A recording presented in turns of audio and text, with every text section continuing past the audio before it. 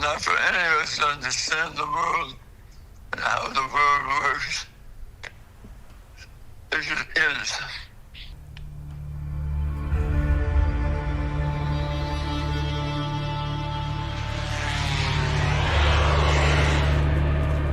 It's October of 1962, the heart of the Cold War.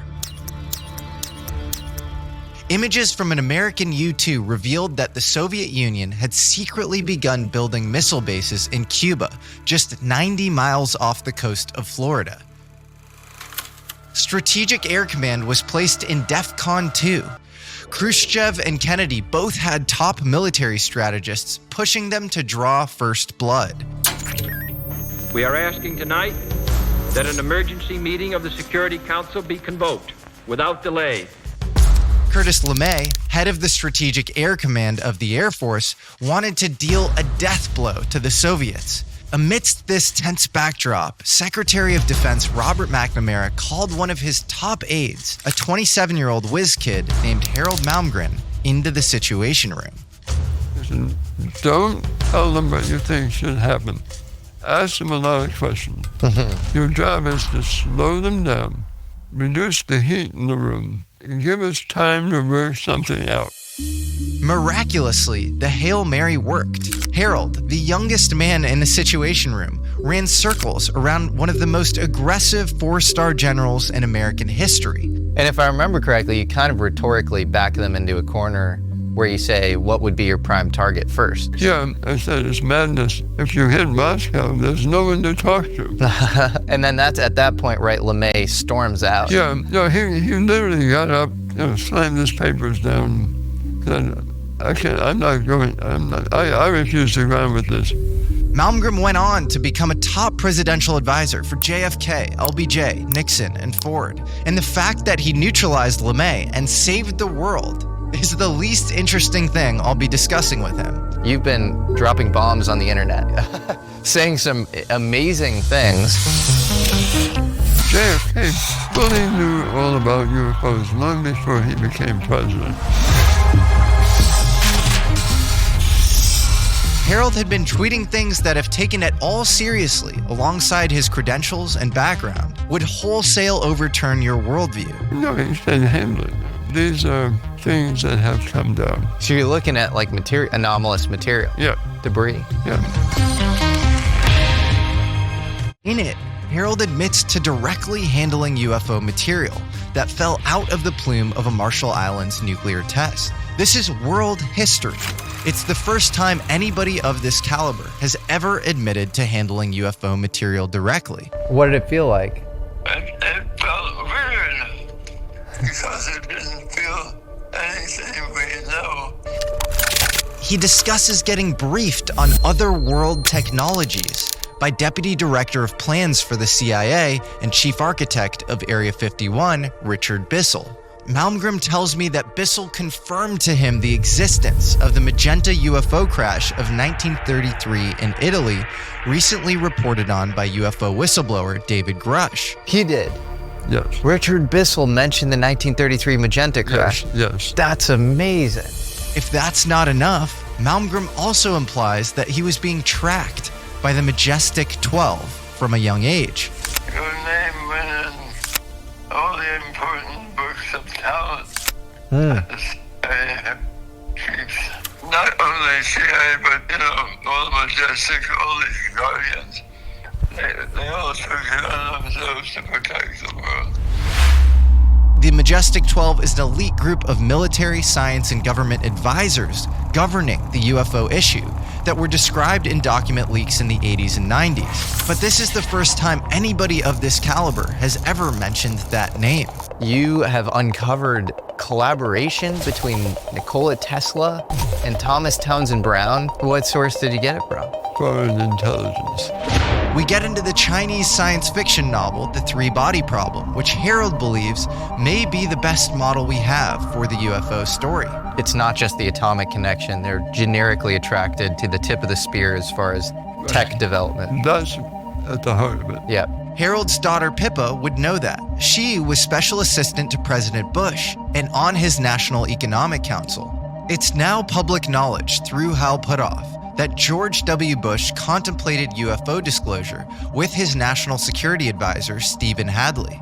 As Pippa relayed to me, a lot of these high-level disclosure discussions revolved around one particular book, a Chinese science fiction novel called The Three-Body Problem, which became mandatory reading among many high-level national security advisors in the United States. Then to fast forward, spending time with my own father. Yes. And discovering that he's been involved with this from the earliest days. Finally, we discuss secret science going on at sensitive Department of Energy sites across the country. Alan Dulles, the director of the CIA, the Italian mob, secret societies, the JFK assassination, and how all of these might relate to UFOs. The relationship needs to be uncovered between Anglican's father, Angleton, and the Knights of Malta. Wow. Do you think that UFOs played any sort of part in JFK's death? Do I think so? Yes. I think it was probably the number one issue.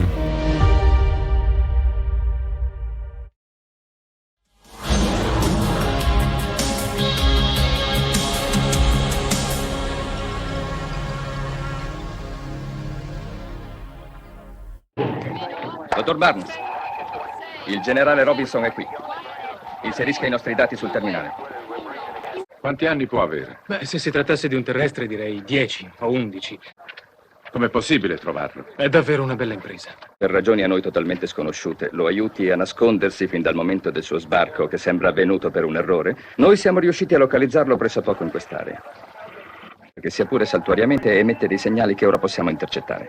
Se è vero ciò che dice, sarebbe sufficiente aspettare che questo extraterrestre, come lo chiamate voi, continui ad emettere altri segnali. È esattamente il mio pensiero, generale. Questa è un'emergenza, capitano. Dovete trovarlo ad ogni costo. Sì, signore. Merda. Che ti dicevo? Scramble per Golf Alpha. Shelter 5 e 6. Sì, signore, sì, l'aspettiamo, signore.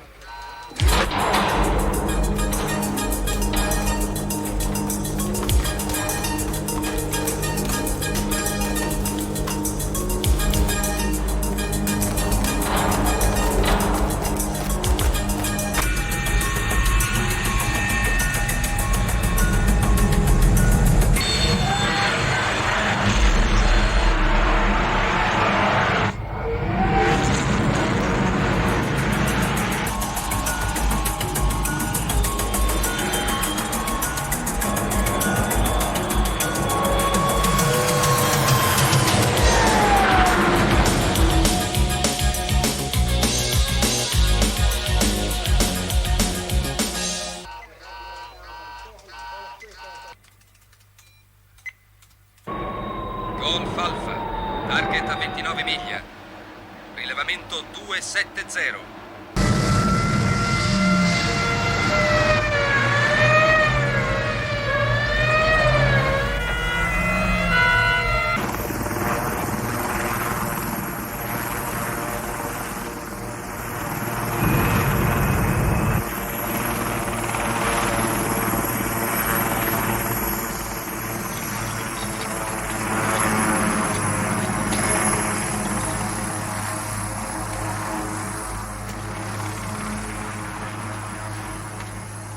Tutto bene?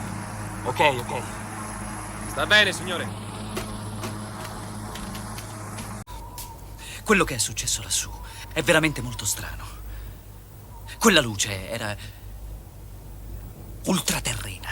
Stronzate, che vuol dire ultraterrena? Oggetti volanti non identificati, Cristo santo! Sì, un UFO! Voglio dirlo chiaramente una volta per tutte. UFO! Ah, ti sembra una cosa assurda, non è così? Anche a me è sempre sembrato assurdo. E anche un po' ridicolo, un UFO. Ma adesso che l'ho visto con i miei occhi, non mi sembra più ridicolo. E cosa dovrei fare ora? Mettere la testa sotto la sabbia e far finta che non sia successo niente?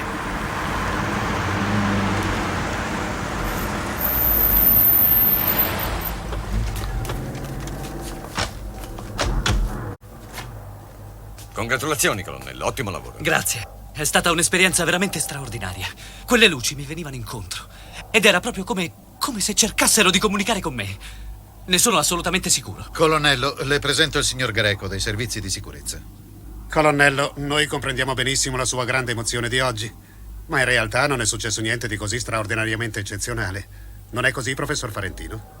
A giudicare da quello che abbiamo visto e dagli elementi che lei ci ha fornito, pensiamo che quelle luci non siano altro che molecole gassose dell'atmosfera elettrificate.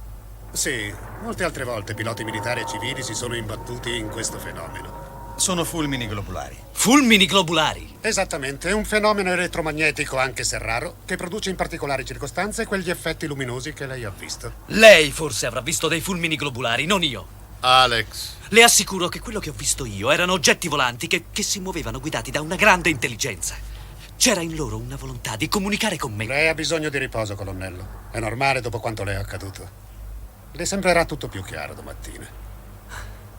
Per me è tutto molto chiaro anche adesso. Il professor Farentino è uno scienziato di chiara fama e conosce molto bene questo tipo di fenomeno.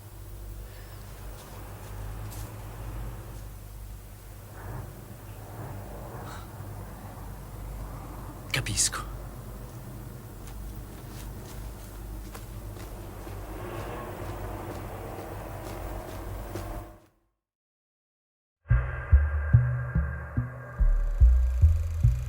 Did Richard Bissell know what was going on all along? That the bluegill test was actually always intended to be a directed energy-based UFO shootdown? Well, tellingly, Harald told Pippa on his deathbed and off-air that the CIA and Atomic Energy Commission got the very idea of shooting down UFOs with directed energy from an extraterrestrial being that survived the Roswell crash in 1947. This being was apparently the sole survivor of that crash. Harald even told Pippa that later in his career, he saw the video of this creature being interviewed. And there's a direct link between the Bluegill Triple Prime tests and Star Wars, or the Strategic Defense Initiative that later took place in the 80s. You see, the Bluegill Triple Prime tests inspired Edward Teller's X-ray-based Excalibur designs, which formed the basis of Reagan's Strategic Defense Initiative, popularly known as Star Wars. Star Wars involved a massive network of directed energy weapons for missile defense. It also involved satellite tracking, an immaculate constellation, if you will, for UFO shootdowns and tracking. This, of course, begs the question, was Star Wars always dual use and intended for shooting down and quarantining UAP? And if these very concepts came from the sole surviving being from the Roswell crash, it begs the very important question, are we involved in some sort of bizarre extraterrestrial proxy war? Ultimately, one can only speculate. But it is important to note that before he briefed Malmgren, Richard Bissell had to have known about all of this. Remember, at the time, he was Deputy Director of Plans for the entire CIA, and he would go on to become Deputy Director for the entire organization, its number 2. So he was likely well aware of this interview of the surviving being at Roswell. Bissell also founded Area 51 in 1955, and he'd strategically placed it at the Nevada test site where hundreds of atomic tests were occurring in the early 50s. So he had to have known about the UFO nuclear connection. Bissell likely also understood the secret UFO-related intentions of the bluegill tests all along.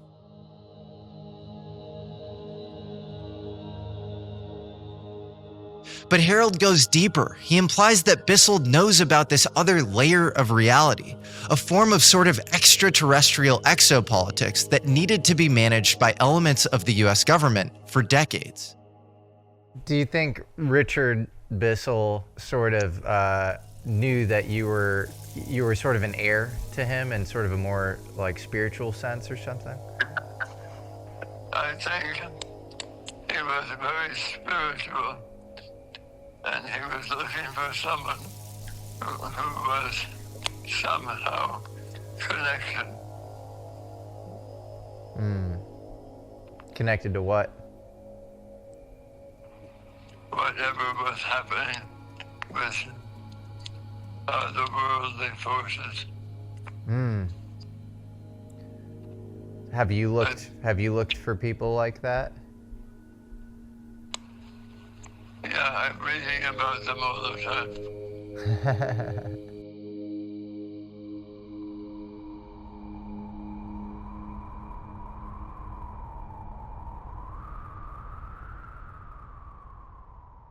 Yeah, what else did Richard Bissell tell you? He said this didn't start last week. This has been going on.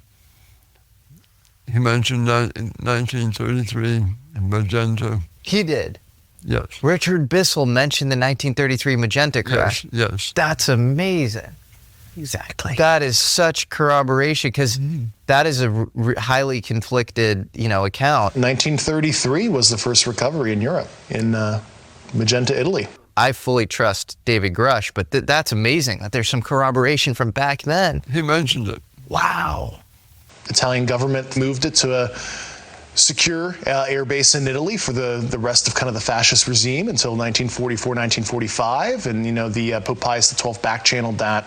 So the Vatican was involved. Yeah, and told the Americans what the Italians had, and we ended up scooping it. So he said this.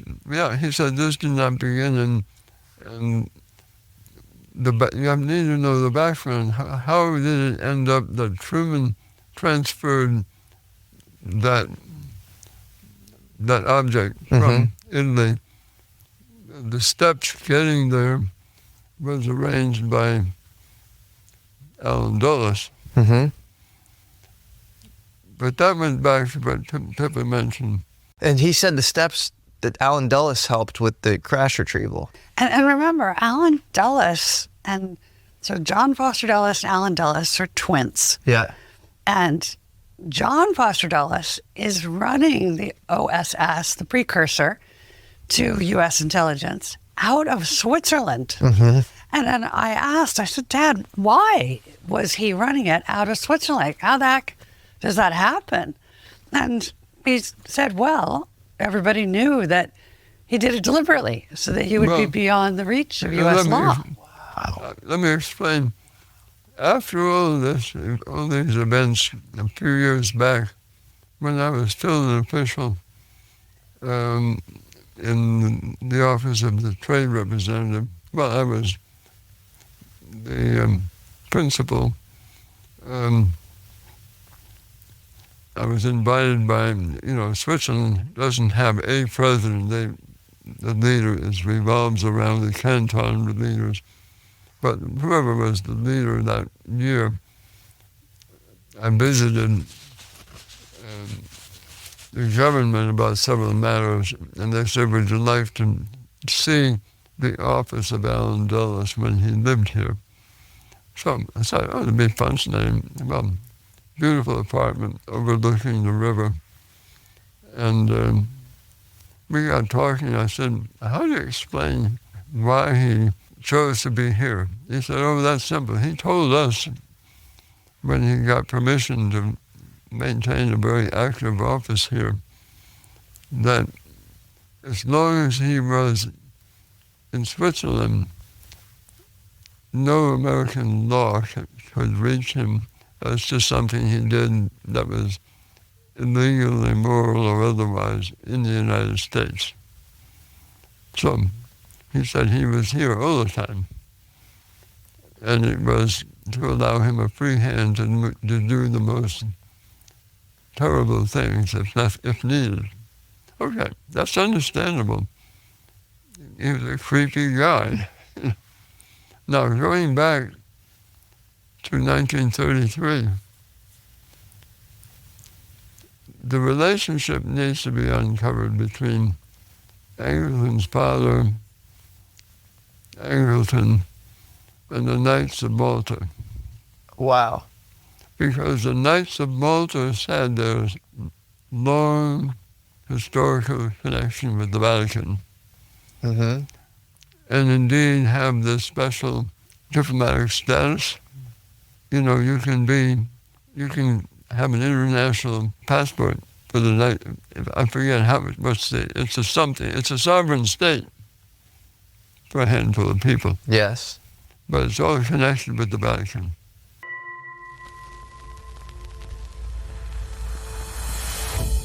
According to multiple accounts, including UFO whistleblower David Grush, a disc-like object measuring roughly 10 to 12 meters in diameter came down near Magenta in Lombardy, Italy in June of 1933. 1933 was the first recovery in Europe.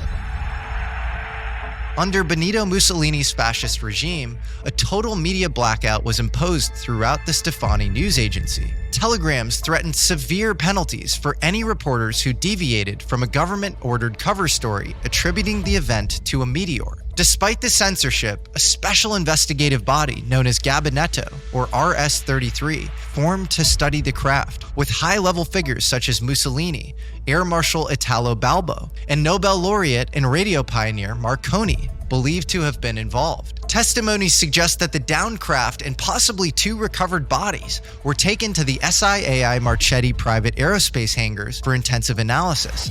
This secret research group reportedly drew up a 9-step protocol to manage the Magenta crash and any similar future incidents. The instructions included immediate site containment, arrests of all witnesses, and thorough disinformation campaigns to quell public attention. Sounds very similar to what happened in the United States after Roswell. Marconi, long fascinated by extraterrestrial possibilities, clashed with Mussolini's insistence that the subject must be of terrestrial origin. Some documents and later family confirmations indicate Marconi genuinely believed the craft could be non-human. In the late 1930s, Pope Pius XII became aware of the Magenta retrieval, reportedly fearing that any recovered technology might fall into Nazi hands once Italy allied with Germany. Through discreet channels, the Pope quietly informed the Allies about the craft's existence and storage location. This back-channel intelligence set the stage for the Office of Strategic Services, America's premier wartime intelligence gathering program, and the predecessor to the CIA in World War II, to intervene in northern Italy as the war approached its end. Working under a secret project called MacGregor, OSS operatives targeted advanced Axis technology, including the rumored crashed UFO. By 1945, the Americans had reportedly transferred the Italian UFO to Wright-Patterson Air Force Base in Ohio for further study. Wright-Patterson Air Force Base, Dayton, Ohio. Many of the top Nazi scientists, as a part of Operation Paperclip that the Allies had exfiltrated, also made their way to Wright-Patterson to work on the Magenta craft. Malta, as a sovereign territory with diplomatic immunity, would be the perfect international guardians of UFO secrecy. Initially, when Harald said the Knights of Malta were deeply embedded in the UFO story, I had no idea what to think. It sounded like a plotline from a Dan Brown or Umberto Eco novel. Secret society associated with the Vatican and the sovereign state of Malta governs UFO secrecy. Go figure. But not only were Hugh Angleton and James Jesus Angleton Knights of Malta, and remember, James Jesus Angleton seemed to be responsible for a lot of counterintelligence around UFOs that came out from the 50s to the 80s. But the bizarre Knights of Malta UFO connection runs even deeper after further research. Colonel Philip J. Corso, later famous for his claims regarding reverse engineering alien materials at the Pentagon in his book The Day After Roswell, served as a high-ranking intelligence officer in Italy during the post-war period. In fact, he was the personal liaison to the future Pope. He was also a Knight of Malta. He was also a main figure in Operation Paperclip and helped create the quote-unquote rat lines exfiltrating Nazi scientists and technology. In fact, many Nazi scientists specifically specializing in exotic propulsion made their way to Wright-Patterson Air Force Base after World War II. Perhaps the most powerful general at the time, General Douglas MacArthur and his whole intelligence staff, Knights of Malta. Many of his staff displayed an unusual interest in the possibility of a quote-unquote interplanetary war, and they framed alien-related eschatology in the exact same terms Corso did.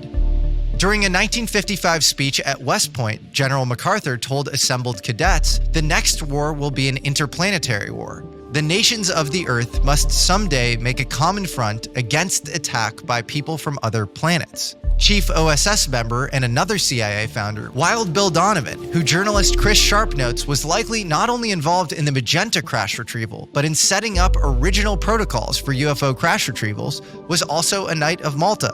Atomic Energy Director turned CIA Director John McCone, later CIA Director Bill Casey, Knights of Malta. Remember that FDR was responsible for the communications with the Vatican about the crashed Magenta craft. Well, President Roosevelt's Vatican envoy, Myron Taylor, also a Knight of Malta. Maybe religious studies professor Diana Walsh-Pasulka, who has visited the Vatican archives and speaks with conviction that the Catholic Church knows more than meets the eye about UFOs, isn't so crazy after all. Maybe she's spot on. And look at the group that are supposedly engaging in UFO crash retrievals today, JSOC, or the Joint Special Operations Command. According to journalist Seymour Hersh, one of the modern heads of JSOC, General Stanley McChrystal, and many of the members of JSOC themselves are all Knights of Malta. Does the DOE currently work with JSOC? We work with all of the security entities around the federal government. Do you guys work with JSOC? Yes or no? Yes, we do. Okay. There are Templars at the Vatican. It's the residue of the truth or the myth, whatever, of Knights of the Templars. But there are rumors that the Knights of Malta have something to do with the UFO story as well. Well, what I'm saying is, yeah, they did, because Angleton was there. So, for context for the audience, James Jesus Angleton was sort of one of the original founders of the CIA. Dulles was sort of a mentor to him. He was a skull and bones kid and ends up in Italy. And he's kind of this eccentric, debonair, interesting guy who was also really just good at conniving and lying. And so Angleton's father, Hugh Angleton, was involved with the Knights of Malta? He was a member. He was a member. And so he's, wow. So he's involved in the Vatican, which makes it more likely that James Jesus Angleton probably had something to do with the retrieval of that UFO, the Magenta crash, which was kept at the Vatican. Yeah. I'm speculating now, but no doubt in my mind about my You're speculating, but there's so many connections. There's even a guy named John Warner IV, who is the grandson of Paul Mellon and the son of Senator John Warner. And he tells this story where he's 3 martinis in to a dinner or whatever with Paul Mellon. And Paul Mellon recalls the story. Paul Mellon's one of the founders of the CIA, and he's with Alan Dulles doing tech retrieval in, specifically, he says, I'm in Czechoslovakia, and I'm standing on top of a saucer with Alan Dulles. And my grandfather said, look, we were in a facility, a hangar, and we saw, a German flying disc. And I said, oh, is that the one that was cobbled together with 6 BMW jet engines? And he laughed and he said, no. Basically implying that it was like this anomalous object. And right there in Czechoslovakia and modern day Poland is this thing called Kammlerstab, where Hans Kammler, the most ruthless Nazi who was doing the most kind of black world technology projects, was rumored to be working on flying saucers, and there's this rumor of this thing called Die Glocke. And so you have the Hugh Angleton connection, but you also have Dulles and Paul Mellon standing on top of this saucer. And when the Magenta object crashed, supposedly there was this partnership where Mussolini went to Hitler and was like, I don't really know what to do with this. Is this yours? And then Hitler said, no, it's not ours, but we should work on it together. We should collaborate. So there are actually a lot of data points around this. You start to build this picture up. Well, and so Bissell said that too. That's amazing. And the Italians, even to this day, are amongst the most innovative in defense technology in the world. That's so interesting. So maybe there's some inherited technology or something. Let me tell you one factoid that is not well known in America. When we look at the world, we say the second most important military force is the UK, and especially the RAF. But they have really dwindled in importance. And I didn't know this till recently, but I'm somewhat rather actively connected with the military world. I have a book coming out with essays on geosecurity of the last 25 years that's coming up soon. Amazing. And anyway, no UAPs in that book. But one of the people introducing the book was the chief of the Italian Air Force. And I said, that's a little bit odd. And he said, and the editor said, no, in Europe today, the most important Air Force besides the U.S. is the Italian Air Force. I had no idea. Really? So they might be more advanced than meets the eye. They're more advanced than the rest of them in Europe. Interesting. Yeah, this was news to me. But, I think of Italian, I guess, the cars as being fast but unreliable. And then, but wow, the Air Force. Yeah, well, Northern Italy has world-class engineering. True. German level engineering. And they have it in many fields. And I always thought it was very interesting that after the Second World War, the Germans were prohibited from going into aircraft because the Luftwaffe had been such a threat. And as a result, the Germans specialized in drones. And I got into drone technology about not quite 10 years ago. And the Germans are very strong in that. And I started to also realize how strong Italian engineering. But I think this episode in history is, it's not as well understood as it could be. And I just wonder, was this part of what drove the decision to create what we now call the Axis? That because the Italians assumed that this super high-tech thing must be German, and that began their dialogue. And as they aligned, that became the Axis. Wow. And then again, back to George C. Marshall and the team that is basically cleaning up after the end of World War II, and the recognition that many people have knowledge of very advanced technologies. They must be brought to the United States. And that Operation Paperclip, period. And again, who's already there? It's all these cast of characters. And where have they been based? Italy. That's amazing. It's so fascinating. Again, there's no proof in that, but there's an interesting line of inquiry. But there's so much corroboration. Now we have Richard Bissell to add to the Dulles Paul Mellon story, to add to David Grush's recent testimony. So we are building up this, important corroborative narrative.